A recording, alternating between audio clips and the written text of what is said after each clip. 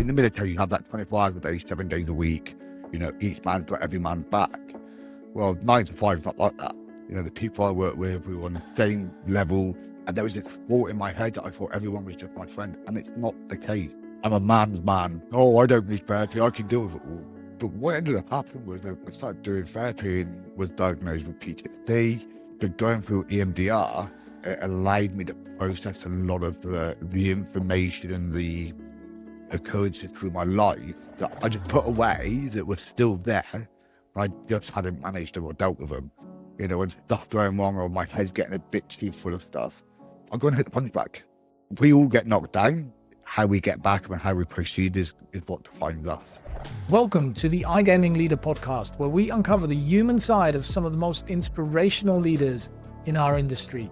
I'm your host, Leo Judkins, and as an ex-iGaming director turned performance coach, I've worked with over 200 leaders from companies like Entain, 365, Flutter, and many more to help them build the habits to achieve sustainable high performance.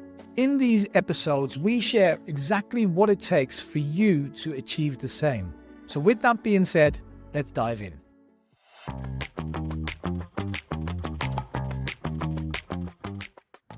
Hey everybody, welcome to the iGaming Leader podcast. I am super excited to be here with Lee today, elite paratrooper, private security contractor in Iraq and Afghan, and we'll talk about all of that, exec and entrepreneur. But behind all of the hard work and respect that he gets from everybody in the industry, there is some profound battles that he's faced and personal cost that we'll all talk through today. A man who's rebuilt himself, turning hardships into stepping stones. And today we look at what makes him an iGaming leader. Really cool to have you here, Lee. Thank you for joining me on the podcast. Thank you, Leo. Great introduction. Oh, thank you. Practiced it. Hey, Lee, you've lived many different lives, mate. From soldier, security contractor, like I said just in the intro. Now your own business, executive, like really fast growth in your career. But you even described like having had a really tough childhood in the intro when we spoke beforehand, and you've said it online a few times. But through all of those transformations, I'd love to hear what's the real Lee. How have you reconciled that kind of that young para with who you are today as an iGaming leader? Yeah, I think for me, if I look back, it seems like a lifetime ago, but it also seems like it was only yesterday. And I do think about it quite a lot. Those hardships, and those places I've been in the world where most people won't go. And I think for me, what it's given me is given me this view that actually things can always be worse. So again, and you mentioned in there around kind of utilizing some of my hardships, and this is the piece for me is that it's been a huge struggle for me, both mentally, physically, relationship,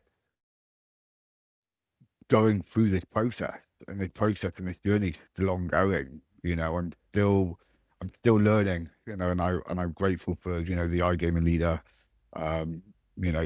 group that we have, a coaching, because it's allowing me also to see that I'm not the only one. But a lot of that comes back down to being able to look at what I've been through and go, well, actually the next challenge isn't so hard to keep moving forward. But also, how can I grow other people as well? I think a big part of who I see myself as today is how can I lift the next person up? I love that, Lee, because I see every single piece of your history, your career history, your personal history coming through in like how you talk and how you lead and how you work, everything, right? They're all pieces of that formed your puzzle of today, which I think is so special because you're so authentic and you can everything that you do is shows authenticity. And but I'd like to start kind of with that transition from military to civvy life, if you will. I know how hard of a transition that is. People dress different, people talk different, people walk different. One day, like in military, obviously for you, everything was for the man next to you, right? That's who you turn up for. Where in corporate life, it's probably more around, people show up for the money, I suppose. So how was that transition for you? I know you started working on IT project management and studying there, but how was that transition for you? I know how difficult it is for so many to make that transition. How did it go for you? I'm gonna be honest, I still think I'm transitioning. And so I always look at it like this. I was institutionalized. I joined the army at 16 and they broke me down, and that's what the military does. It breaks you down and it molds you how they want you to be. The MOD spend hundreds of thousands of pounds on each soldier, training them up, defining them, team ethos, team spirit, courage, camaraderie, these kind of core things that, you get to really hold inside and define who you are. The transition for myself was difficult. And the reason being is I didn't have a network. I didn't understand coming out the military, and I went into a high paying job in, a hostile environment, which was kind of going from one military to another military. So that transition was quite easy. What I found was I was going away for 9, 12 weeks at a time and coming home for a month, having a big bank balance and thinking that I was still a guy in the military going out, partying, buying fast cars. Because the military doesn't teach you about saving money, paying taxes, buying food, paying for your electricity, because that's all there for you. So you get so used to having, hey, well, whatever's left of my bank balance in the month, that's mine. We'll go out and party, and then you get 3 meals a day. All of a sudden, that's not done for you. So there's that side of it, which is kind of that personal side. But then it's also, let's talk around, joining a company, a corporate company, where, they have this structure in place. They have a hierarchy very much like the military does. The difference being is, I was going out and I was, called a naked bar, at 5 o'clock in the afternoon in Piccadilly Circus. Like, what's this guy doing? Because that camaraderie, that kind of, we don't have that in the military. You have that 24 hours a day, 7 days a week. Each man's got every man's back. Well, 9 to 5 is not like that. And so, and I thought everyone was my friend. And this is, I'm still, I honestly believe that, the people I work with, we were on the same level. We were going to, we're going to take over the world or whatever it be, deliver the project. And there was this thought in my head that I thought everyone was just my friend. And it's not the case. I so see that, and I see it in so many people. So when you came out, or when you came out from the private contracting, you retrained in IT project management, right, to start your civilian career. Initially, from what I read, you were met with rejection. How did those early no's hit you at the time? What were some of the things that did to you emotionally, and what did you tell yourself to keep on going? I'm a firm believer in myself. I do believe in my capabilities, and I'm pretty headstrong when it comes to that. But again, that's also a positive and then also a negative sometimes. But again, that kind of strongness in my will, should we say, which is the each of those rejections was just saying you can do this. I go back to my private military career. I was 22. They weren't hiring guys my age, but I was very lucky for what I achieved in the paratrooper regiment. I was selected, but again, at 22 years old, I was running teams of bodyguards in Iraq. It's unheard of. Again, that ability to go, do you know what, I can do this. I have got the ability to do it. They just can't see it. I keep going forward. Just keep pushing forward. And that's all you can do. I think for me, it was just that every rejection was another knock to go, hey, I can do this. And it was to prove even family members, because even my family were like, what are you doing? You in IT? No way. I know that then you started focusing on networking and personal connections, and I think that really describes you so well. That I think that's your whole character trait. That I think that's defined your entire career. Like when did you learn that was maybe something that you were specifically good at, and how building those bridges were really important for forming, like starting that career and then going on to what became a really successful trajectory that you went on? Don't think I have consciously thought, oh, I'm good at networking. And again, and there's been a couple of times over the last 8 months or a year, people have said this, and I still struggle to see how it is. I'm just myself. I give 100%, or I try to give 100% of when I say I'm going to do something, I do it. And again, it's just that's ingrained in me. So I think that's just a natural outcome of my personality. But I'm also really, really grateful for that, and I think that for me is important. I turn up, I say what I'm going to do, or I try my damnedest. We all have setbacks. I think that for me kind of defines who I am, and I think that's just who I am as a person. And one of the outcomes of that is that I do build authentic relationships. I mean, your work ethic is just something else, right? One of the big things that I I actually didn't know about you is that while you were at head of delivery North America at SG, you were also got your master's degree, right? And that is just mate, that's insane, right? Being able to do all of that at the same time. And then I saw that you were finalist for Role Model of the Year as well. So tell me a little bit more about like that whole like how did you manage all of that and how like yeah, meteoric rise. I felt like how did that you experience that whole progress from kind of being met by no's in the beginning of your civilian career to then all of a sudden rising really successfully. I'm going to attribute that to the people that I work with. And I think, Light and Wonder, SDA, Light and Wonder, I think it was the first time that I felt like I was actually in a place where people appreciated and, acknowledged, my abilities, whether that's, building teams, getting shit done, as I like to call it, hashtag get shit done. That was kind of my whole mantra. And I lived and breathed that as well. And I think, again, it comes back to if I'm going to ask someone to do something, I'm going to do it myself. And this is how I lead. I don't lead from the back or, in the office and tell people like I roll my sleeves up. I like getting involved. If people are working late, I work late with them. So that allowed me to create, again, a very, very strong team. And, I went through my own challenges, and I talk about this a lot, and everyone knows this. I struggle with alcohol use. And Dylan saying he was a CEO at Light and Wonder at the time. There was a couple of instances, again, a big part of my life is consequences of my actions. And I acknowledge those, I own those.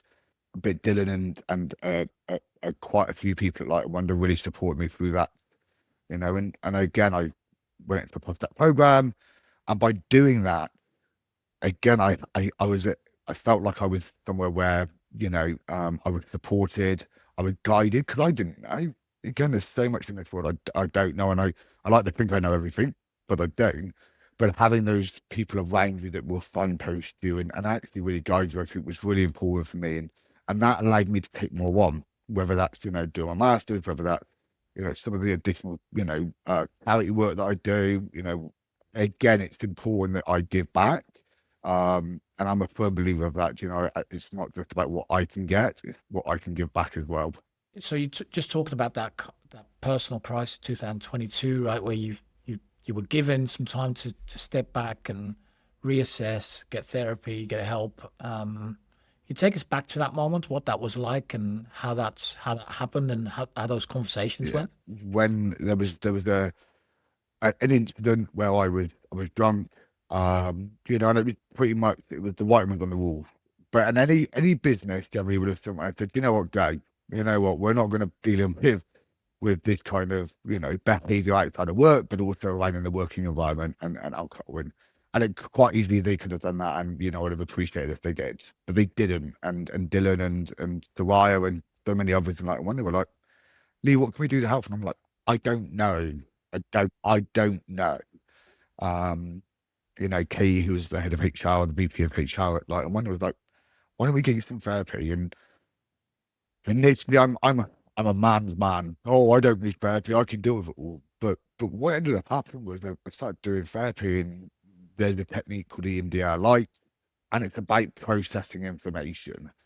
I haven't processed all the trauma I've been through. So I was diagnosed with PTSD. But going through EMDR, it allowed me to process a lot of the information and the occurrences through my life that I just put away, that was still there. And I just hadn't managed to or dealt with them, or at least acknowledged them. And I think by going through and having that acknowledgement this stuff happened allowed me to process it. And so when I started to unwrap and unravel all of this, and I'm on this journey, I went to a 12-step program, realized that alcohol was, it was the consequences, the reason my life, the consequences were from alcohol, but obviously stuff that happened when I was in the military and public security and as a child. All of a sudden, you're like, this might start making sense. And so once you can identify that, acknowledge that, it's a process of going through that. So I started getting some peace. Thank you for sharing that, Lee. What was that like for somebody like yourself who is in control, right? Who wants to be in control, who wants to lead from the front, who wants to get shit done, to then almost be at the mercy of others, and people that are obviously being very compassionate and helpful, but then also seeking help, which is probably also something that was not in your normal day-to-day kind of way of thinking. How did that feel? That in itself must have been very, very difficult. Do you know what? And I think for me, it was the fact of being at that point in my life where I've been married to my wife for 7 years now. She'd been through the ringer with me. We had a child on the way. There's all of these other elements where actually I had to acknowledge that I couldn't control everything, and I can't go back and change history. But having that compassion and just again, not the fear around it. 'Cause again, there was so much fear, and there is today still, and fear inside me around how people perceive me, or how.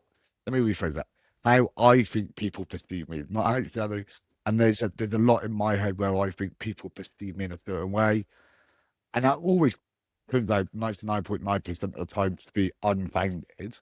But I take it so much in my head, so actually being able to go, okay, well, I'm doing this, and then doing it, and then realizing that actually the fear was unfounded. I think that was for me, was a real eye opener to acknowledge that actually it's okay not to be okay.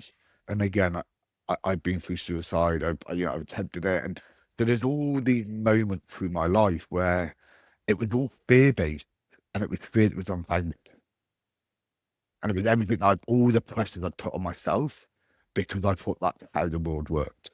And unfortunately, I'm just grateful that actually I have a better view of that today, but I still have to work on it. And it's again, it's a journey. And I have to keep working. I have to keep putting in the effort to just remind myself that that things happen, and I just have to process that and take my time, because again, I think we spoke about this before, Leah, where I'm very reactive, and actually I probably just need to have, as we call it, a pause.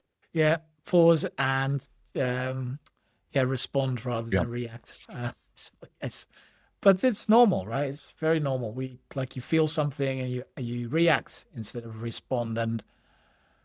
But look, it's a journey of self-awareness as well, right? And that's really what you've gone through, Lee, and it's amazing, and you're helping so many others around you as well. And thank you for being so open and honest about all of this, because I think it's like, one thing is, of course, is talking about it. The second thing is dealing with it.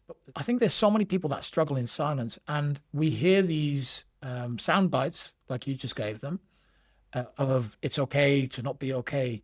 But I always felt that it's such an easy thing to say. It's so easy to flow off your lips, to just throw it out there. It's okay to not be okay. But then to actually see people talk about it, like, that doesn't happen a lot, I think. I don't think it happens enough. So I wanted to ask you what would have helped you think, at an earlier stage, to identify some of these challenges that you've had, or to maybe deal with it more effectively at an earlier point instead of at that intervention, 2022? Personally, I think I didn't have a close knit family, should we say, in the sense that we were very all geographically dispersed, and just coming from a single parent background, just acknowledging emotions. So having a dad who was quite, again, I spoke about this, who was quite violent. I didn't know what emotions were. I didn't understand what being sad was. I just identified sad as angry. I felt fear as anger. Everything was angry. And so for me, I'm just having, again, it's very easy for me to say this, but just probably some earlier interjection in my life, whether that being from, some support services or whatever. Again, I am where I am today because of a lot of what's happened, and I'm very, very grateful for that. But I think, especially around the military police, I definitely see an improvement there. Unfortunately, I've had 3 friends this year take their own lives, through, but again, it's, and again, but I only spoke to him 3 weeks ago and he was fine. And it's like, we just don't know what people are thinking. So I think having the ability to have a conversation, but is that conversation going to change them? We don't know, but I think we have to try. And I think for me, having open forums and the ability to be vulnerable, and actually appreciate it. Sometimes people don't know how to speak. They don't know who to ask. And I think the more that we can do that, the better we're going to get at it. And I have seen a change. I've definitely seen a change over the last 4 or 5 years of, those services and the ability to help. But yeah, alcohol, I think the military could do more around with alcohol usage and consumption. Very, very, it's easy to put this, but alcohol is deemed as hey, go out and enjoy yourself 3 nights a week. It's okay. But it's not when there are consequences. And I think again, I think there could be a better education piece around the impact of alcohol. Alcohol, and I see it so often. If we actually ask ourselves how many times have our consequences been the cause of alcohol consumption, I think we'll find that actually our lives have a lot less consequences to our actions, or the actions that we partake in. Yeah, and I often think it's like I've had exactly those struggles as well, where it's a suppression mechanism, right? And I think the beauty is in what you just actually said. The problem most people have, I feel, in this situation is that they don't have the words to describe what they're actually going through, right? The stress, the pressure, the anger, the fear, whatever the emotion is. They don't have the words to describe it. And even if they would have the words, they don't necessarily have the people to describe it to. So people might be judgmental, or there might be a fear of kind of what you were describing earlier, fear of how you're being perceived, right? And so then the default is, all right, let's jump to drinking because that just suppresses all of it and it makes it go away. And alcohol, of course, is addictive, and but I think the underlying thing is often the issue. Fear is the number one thing, and it's fear of so many things, and it's because, again, fear of speaking out, the fear of what other people think, the fear of not knowing. It's again not knowing how you feel. I mean, sometimes it's very easy. We internalize everything and we build this fear up, and I think we have to try and do whatever we can to at least alleviate as much of that as possible, and being able to talk about it is so important. Thank you for sharing that. I'm so sorry for your loss, mate. With people, friends around you committing suicide this year. How do you deal with those ups and downs nowadays versus how you perhaps dealt with it before? And not just ups and downs, but terrible losses, struggles that you go through in life now versus how you dealt with them in the past. You become a bit numb to it, and I'm going to be honest, like it's like, again, it's, oh no, why? And the first question is why? Just you should have reached out to me, but then it becomes so normal, and so it starts to become a bit numb, and you kind of, all I can do is what's in front of me and look after myself. I can't spend too long, sitting on that. So I do talk about it quite a lot. I've got friends that I talk to. It's important to talk about it because as soon as you have that release, whether that's through talking, exercise is another good one for me, and all of a sudden, so it's finding my own coping mechanism. But I have become a bit numb to it, which is unfortunate, but it is what it is. Lee, I want to talk a little bit about boxing and punch bag and behind the gloves. It's actually really impacted me as well. I've shared it with you a few times now. It's made a massive difference for me in a time where I've gone through ups and downs recently and felt a little bit lost. And And just actually the session at Malta was the spark for me to get started again. So thank you very much for that. But for people that perhaps don't know, can you tell us a little bit more about what Behind the Gloves is and how it started and yeah, how like trading shots for shots, I think is such a great credo for it. Tell us a little bit more about it. So, I love boxing. Boxing for me is something that I've done, throughout my life. It's got me through some tough times, and also it just gives me so much energy. So you've had Daniel Beard on this, podcast recently, and they set up and Rob Dylan, and Michael Brady, organised this BC boxing. Through that process of supporting those guys in training, early morning, sparring with those guys and late nights, etc.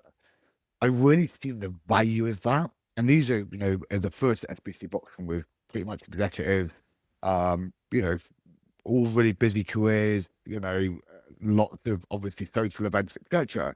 But changing them over that kind of period of, they looked better, they were getting fitter, alcohol consumption was down, etc. So it's like, okay, so why don't we do something at these events? And through that process, I started to do, morning boxing sessions at SBC Lisbon 3 years back. Then I done one at G2A, so Twigwell, with G2A. And so all of a sudden, I started to see that actually the value this was creating and new people connecting that probably would have never connected before. And the camaraderie, you worked the next time at boxing in Malta, the camaraderie, the laugh, the giggles, the threat, but it creates something. And yourself, and there's a few others that have now taken up boxing 3 to 4 times a week, and people are losing weight for it, and to see that grow and to see the group and the community grow around it, it's been amazing. I had a message last week from one of our, it was Julia from iGaming Leader. She, I'm not going to go to G3. She's like, Lee, can I run the boxing event in G3? I'm like, of course you can. So all the sudden, I don't even need to be there. This community is like, the That's community is fantastic. growing into its own community, and people are, taking this forward. And I think that's super important. I just love it. I love seeing people have a good time, get a bit of a sweat on, maybe get the punch me in the face. What more do you want? Yeah, I love that. I still remember that picture of you and Julia, you with the black. That was great. That's such a fantastic movement. And I'm like, we were talking about this before, right? We're talking about thought leadership and what that actually means. And in my head, this is what thought leadership is. I think the industry is, so focused on transactions, right? There's a very transactional nature to the industry, which like I get because that's kind of how the industry deals with customers as well. So there's no surprise that even on a peer-to-peer level, that kind of that happens. But Pierre actually said it really well in one of the first podcasts I've done on this podcast, which was that we all have interests beyond iGaming, right? But I think many of the conferences actually don't cater for it. So I think it's fantastic what you're doing. I think it's a real, yeah, like you said, it really brings people together and it makes a massive difference. What are some of the best stories that you've heard coming out of it? Some of the funny things, or perhaps the real transformations that you've heard of as a result of starting this movement. Twigwell, Stuart Twigwell playing game. He started boxing 2 years ago. He's still doing 3 sessions a week. He's the fittest he's ever been. And you just wouldn't see Twig. He's the life and soul. He's one of the nicest guys. But again, he's now going to boxing multiple times a week. He's still staying fit, and that for me, to just hear that. Frank, who I work with at Strive Gaming, he joined the Malta session. He's on this weight loss journey. He's going boxing 3 times a week, and just to see that actually people are really inspired by this and enjoy it, because most people think when you put a pair of boxing gloves, it's going to hurt because you're going to get punched, etc. But there's just so much more to it. There's that, that camaraderie, and again, just having those people together. And I just think people have, really come, and again, relationships get built in the ring, and again, it's hard to explain why, but you're all going through the same elements together at one time. It's all again, it's like a unified, and then you come out of it like, wow, that was hard, but super enjoyable, and I just love seeing it. I really do, and I'm grateful for all of the people that support it, continue to support it. You know, the sponsors that make this possible. I am looking to grow this community, and so there'll be a lot happening over the next 3 to 6 months around that. I'm super excited, mate. It's something that I'm really, really passionate about, and I just love seeing people smile. It really does make me happy. So you mentioned Strive there. You were senior VP of Ops Yep. at Strive 2024. Again, you know, fantastic transition. I'm so impressed by your growth, Lee. I think it's amazing.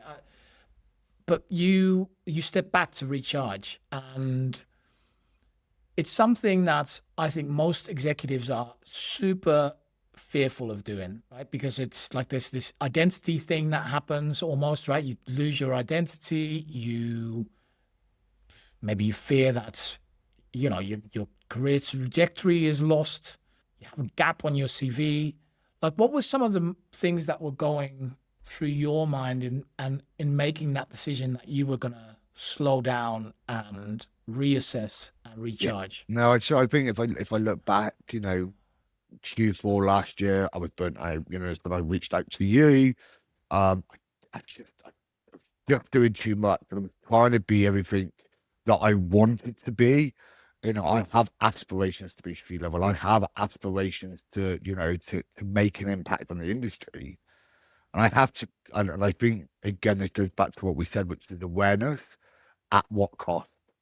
So I think that was the important piece for me. So just being able to acknowledge that for a year or two, just to, you know, work on my own stuff, you know, be able to build out, you know, behind the glove. I'm willing to take that risk. And I think that's important for me. And again, there is a risk to it. There is a fear around it because I have to go and do my own business development now. I have to make sure that I've got enough work to come in to support my family and my lifestyle. But also realizing, and I touched on this about, you know, when I first got into the commercial sector, thinking everyone was my friend, actually acknowledging today that I am doing work to support a business, but also I have to be cognizant that I have to look after myself and my interests. And, you know, I put so much pressure on myself because all I want to do is achieve. Sometimes I have to take a step back and go, what does that cost and why am I doing that? And is the cost worth the impact? I mean, I just realized that it wasn't. That must have been really difficult, Lee, because like we talked about before, you're the get shit done guy, right? Like, I'll just do it myself. And so for someone like that, that's, you know, gets a degree while doing a full-time job and being at the top of his career, like while you're doing all these things at the same time, you've got incredible work ethic. For someone to then slow down, that must have been really tough, right? That must have been very, very, very, very difficult. What did you find hardest about the slowing down part of it? Just my thoughts, and I think that's the piece is that when I'm running at least speed, or which is like just go, I don't really get time to process too much in my own thoughts, emotions. I think that the piece for me was all of a sudden that fear started to become really, really real. Like, oh, I don't have a contract. I'm going out on my own to kind of slow down a bit and work on what I want to work on. But what if I don't get? What if I don't get that contract? Oh, what happened? So all of a sudden there was a different kind of pressure. And again, I think having the sessions with yourself, Leo, and the wider community, and being able to talk about that. And again, we go back to this whole conversation around being able to be open and actually have someone to just to unload on and what my thoughts are and everything. So don't worry, Lee, you're not the only one feeling that. What? There's other people like me. So, Yeah. so I think that journey in itself, Leo, is been exceptional for me, and it's given me so much and continues to give me so much. And I think that's the personal growth that I actually, when we talk about getting shit done, there's a lot of narratives to that, which is, hey, I'm still getting shit done, but I'm doing it for myself to make myself better. And that might not be, you know, juggling 5 contracts. That actually might be slowing stuff down so actually I can be present for my little one. So it's still getting shit done, but in a different way. That is so difficult, right? I think every founder, every entrepreneur, every consultant will realize as soon as they start doing that how difficult it is to actually set boundaries, to say no, how difficult it is to not do all the work and not work all the hours every day. And so with you having such priority around your family and also the challenges that you've gone through with your own personal health, what are some of the boundaries that you've learned setting around, starting your own business and, obviously having those challenges every time? Yeah, I think the key one for me it has been the ability to say no, and that's super important for me because I want to keep everyone happy all the time. Unfortunately, you can't do that, and I can have the best will in the world, but being able just to acknowledge that actually it's okay to say no as long as it's done professionally for the right reasons, and just being able to have that conversation. And I think it's the level of maturity for myself that I have really kind of acknowledged and identified that actually, especially over the last 6 to 8 months, which is I don't have to do everything all the time. And I think that's super important for me personally. Again, we touched on this is responding rather than reacting. And, a big part of what we've worked on is that pause, whether that's a 5 minute, 5 hour, just being able to slow down and go, okay. And I think that's another piece that I think has been really, really key for me because I'm very good at responding. So reacting, I need to improve on my responding, which is very, very different. And I would say that's a characteristic that has taken a lot and continues to take a lot of work for me because I do like to react. It's the animal inside us, right? Yeah. Kind of to close off, I want to talk a little bit about you sharing vulnerability around the challenges that you've gone through. Because many people see an elite para, somebody that's done security contracting, has been in war zones, has, been under extreme pressure, months of isolation, like super tough, hard guy. I think they couldn't imagine somebody like that struggling or being vulnerable, right? How's that been for you? How's the responses been? How have people reacted as you started, being more and more open about your challenges and, your stepping stones to growth? Yeah, I think it's been a journey for me on that in itself. And I think just, the more that I am honest with both myself and others around me and actually being quite vocal about the challenges that I've had and those experiences. And again, a lot of the feedback that I get is that I appreciate that. Again, there's people in the industry that have reached out to me for advice, and I'm always there. So if anyone does ever want to reach out or want to help or get some signposting or just have a conversation, I'm always there for that. No one's ever took my hand and said, "How dare you?" Because that's what my thought would have been. People are going to be coming up to me and be like, "Oh, you're being too honest and being too personal." But I think that's who I am, and if I can help with one person, then it's worth doing. Again, the feedback has always been supportive, which again I'm so appreciative of. All right, last question. You've been knocked down literally and figuratively many, many times.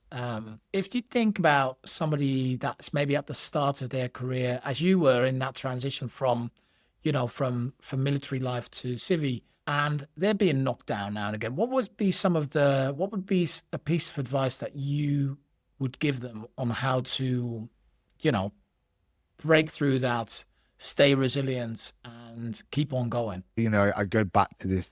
It's about the people I have around me. I'm very, very grateful for, the people that have supported me through all this journey, both in the industry and outside the industry. So I think, find the people that can anchor you and ground you, but also can guide you. And again, not everyone's going to know everything, but you create that network and that support network and connections. I think that is for one bit of advice I would give is, find your anchors and find people that, can help you, guide you through some of these trials and tribulations that you have. And, we all get knocked down. How we get back and how we proceed is what defines us. Love it. Lee, thank you very much for your honesty and your openness in sharing your story. Cheers, Lee. Thank you for joining me on the iGaming Leader podcast. If you enjoyed today's episode, head over to igamingleader.com for more conversations and insights. Don't forget to subscribe to this podcast. I'm your host, Leo Judkins, and I hope to see you next week.